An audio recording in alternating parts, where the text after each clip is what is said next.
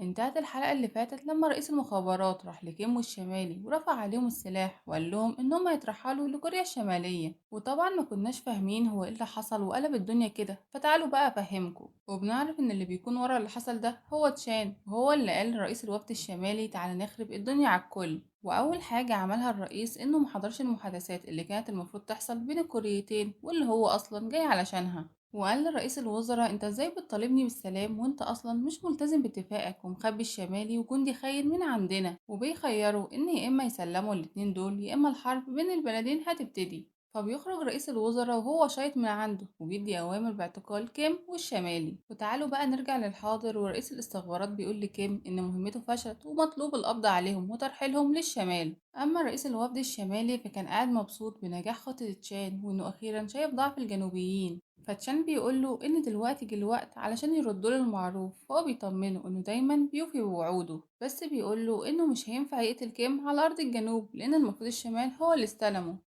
وفي نفس الوقت بيسلم رئيس المخابرات كيمو الشمالي لجنود من الشمال. بس تعالوا الأول نعرف حاجة كده على جنب، وإن الجنرال مش هيسيب كده الشمال ياخدوهم بسهولة، بس في نفس الوقت هما مش هيتدخلوا، وده لأنهم عارفين إن كيم مش هيستسلم ليهم، فهم هيراقبوا الوضع من بره ومش هيتدخلوا. وده لأنهم متأكدين إن كيم هيعمل أي حاجة عشان بس يشوف بنته تاني. أما بقى هان وبارك فكانوا قاعدين مستغربين إن الاستخبارات كلبشت كيم، لأنهم عارفين إن حاجة تافهة زي دي مش هتقف قدامه. وبعدها بيقعدوا يفكروا هل هما المفروض يساعدوه ويرموا نفسهم في المشاكل تاني ولا يعملوا إيه، وخصوصا إنه دلوقتي مع ناس خطيرة مش مجرد عصابة زي الأول. بس هما أصلا كانوا بيتلككوا وبيقولوا إيه ده، كيم خد تليفوني بدل تليفونه، حس كده بقى لازم نروح له مش عشان حاجة بس علشان نرجع التليفون ده غالي وعليه اقساط. اما كيم وقتها فبيلاحظ انهم فصلوه عن الشمالي وكل عربية مشيت في طريق غير التاني. وساعتها ادى رئيس الوفد الشمالي اوامر لجنوده انهم يبلغوا الرؤساء ان الاتنين دول هيتقتلوا من غير محاكمة. وبعدها بنلاقي انهم ضربوا نار على الشمالي. اما كيم فبيودوه المكان فيه تشان، واللي اول ما بيشوفه بيعتذر له انه كان فاكره حد عادي ما يعرفش انه بالاهمية دي. بس كيم بيقوله انه وعده انه يسلم نفسه للشرطة، وبيفهم ان ده الخاين اللي اتحالف مع الشمال.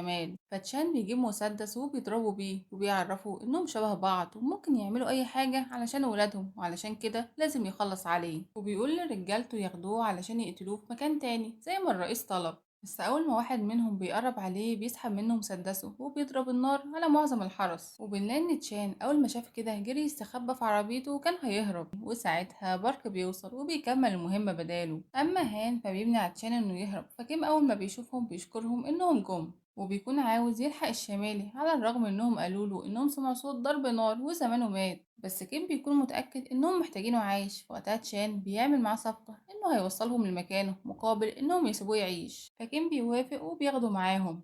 وعند فندق تشان بيوصل عربيات الوفد اللي خرجت تجيب الشمالي، وبيكون ممنوع على أي حد من الجنوب إنه يخش الفندق وقت وجودهم. بس بنلاحظ إنهم بياخدوا شوال كبير من شنطة عربيتهم وبيتحركوا بيه في الفندق وسط حراسة مشددة. وبنلاقي إن كيم كان عنده حق إنهم ما قتلوش الشمالي، لأن بنلاقيه هو اللي في الشوال وإنهم كانوا ملبسينه واقي رصاص علشان كده ما ماتش. وبيكون رئيس الوفد الشمالي عاوز يعرف هو قال ايه للجنوب عن معلوماتهم السرية، وبيقول لرجالته انهم يبدأوا في تعذيبه. اما كيم فبيوصل لسانج وصاحبها واللي كانوا طول الفترة دي بيراقبوا الفندق بدرون، وساعتها بيبلغوا كيم ان الشماليين رجعوا للفندق بشوال كبير. وللأسف المهمة مش هتبقى سهلة لانهم مرشين الفندق بحراس في كل مكان، فهم مش بيكونوا عارفين ازاي يدخلوا لهناك. بس عشان بيعرفهم ان في ممر سري بيودي على طول لأوضة رئيس مجلس الإدارة، ده غير انه بيديهم تصريح علشان يقدروا يعدوا بيه من البوابة. فبيخططوا ان اول حاجة يعملوها لما يخشوا انهم يسيطروا على اوضة المراقبة، وبعد كده يدوروا على الشمالي ويجيبوه ويهربوه في عربية الغسيل. واللي بنعرف ان العربية دي بتوصل الساعة 7:15 وبتمشي 7:30، يعني معنى كده قدامهم 10 دقايق ينفذوا فيها المهمة الصعبة دي. وبيروحوا يجهزوا نفسهم وأسلحتهم وبعد كده بيروحوا على الفندق. بس وقتها الأمن بيسألهم عن سبب وجودهم، فتشان بيعرفوا إنه هنا بأوامر من وزير الأمن الوطني. فبيروح الراجل يكلمه وإحنا عارفين إنه ده تابع لتشان، فبيوافق على كلامه. وبعد ما بيسمح الأمن بدخولهم بيروحوا للممر السري، بس بنلاقي إن في حد شايفهم وهم داخلين واللي بيكون يونج. وتعالوا نرجع ليهم وهم في الممر، واللي بنلاقي إن كل حاجة بتتفتح ببصمة تشان. بس لما بيوصلوا لمكتبه بيبدأوا في تجهيز الخطة اللي هيعملوها. يقفلوها، وبيقعدوا يحسبوا الوقت من أول ما عربية الغسيل توصل. بس تشان بيستغل انشغالهم وبيبعت رسالة لحد، وبنكتشف إن ده بيكون المساعد بتاعه واللي طلع لسه عايش. ووقتها الباب بيخبط وبيدخل راجل وست من موظفين الفندق اللي هم الروم سيرفيس، فأبطالنا بيربطوهم جنب تشان وبياخدوا لبسهم، وهان بيستخبى في الترابيزة من تحت. وفي الوقت ده بتوصل عربية الغسيل، يعني بيبدأ العد التنازلي بتاع ال10 دقايق. فهم بيروحوا لأوضة المراقبة وبيضربوا الأمن الشمالي اللي هناك، وبكده أول مهمة تكون خلصت وجيتوا كيم علشان يروح للشمالي. فبيتابعوا الشاشات وبيعرفوا الأوضة اللي مستخبي فيها الشمالي، وبعدها بيبلغوا كيم. واللي لما بينزلوا بيلاقيهم بيعذبوه، وهو بيحلف لهم إنه ما قالش حاجة للجنوب وإنه ملحقش يقابلهم أصلا. بس بنستغرب لما بنلاقي الرئيس الشمالي بيمشي كل الأمن وبيقول للشمالي إنه مش مهتم بالمعلومات سواء سربها أو لأ.